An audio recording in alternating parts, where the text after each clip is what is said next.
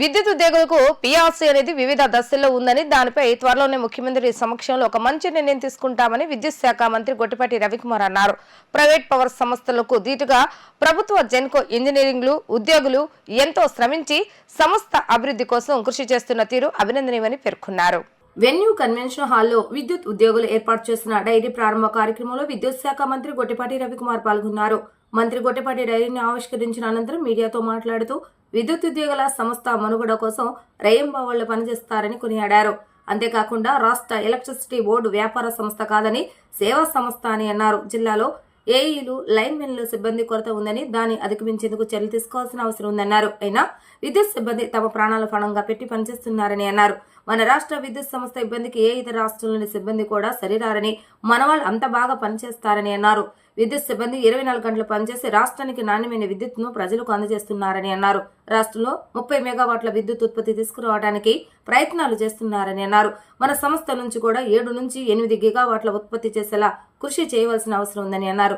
విద్యుత్ ఉద్యోగుల తెలియజేసిన సమస్యలను పరిశీలిస్తున్నామని అన్నారు. పీఆర్సీకి సంబంధించిన సమస్య దాదాపు 2019 నుంచి ఉందని చెప్పి చెప్పడం జరిగింది.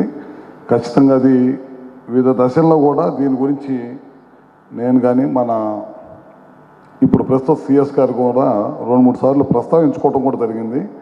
ఉద్యోగస్తులకు ఈ సమస్య ఒకటి ఉందని చెప్పి పలు సందర్భాల్లో అది ఖచ్చితంగా తొందరలోనే ముఖ్యమంత్రి గారి దృష్టికి తీసుకెళ్ళి తప్పకుండా ఏ విషయం కోసం మీరు ఎదురు చూస్తున్నారో దానికి ముఖ్యమంత్రి గారి నోటి నుంచి మంచి వార్త వచ్చిందని చెప్పి కూడా మీ అందరికీ సభాముఖంగా తెలియజేస్తున్నాను.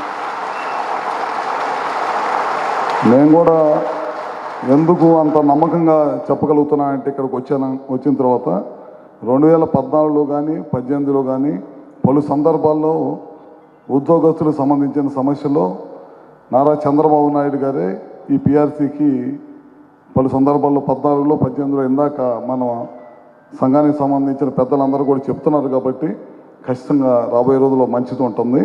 అదేవిధంగా ఇందాక మన వాళ్ళు చెప్పారు, కింద గ్రౌండ్ లెవెల్లో ఏఈలు కానీ మిగతా కొంతమంది ఇంజనీర్స్ కానీ స్టాఫ్ లేక సర్వీస్ ఇవ్వడంలో కొద్దిగా ఇబ్బంది పడ్డాము పలు సందర్భాల్లో అని చెబుతున్నారు.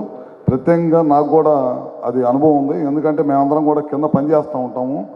ఎందుకంటే మండలాలు కాన్స్టిట్యున్సీలకు 5-6 మండలాలు ఉంటే 2-3 ఏఈలు, అదే 100-150 గ్రామాలు ఉంటే లైన్ మ్యాన్లు 50-60 మంది ఉన్నారు.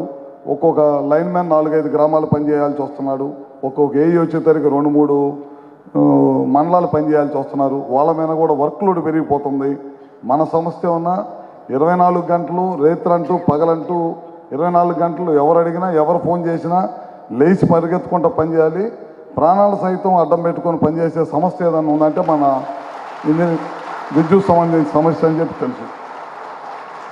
అదే కాకుండా ఇందాక పెద్దలు దూబే గారు ఒక మాట చెప్పారు.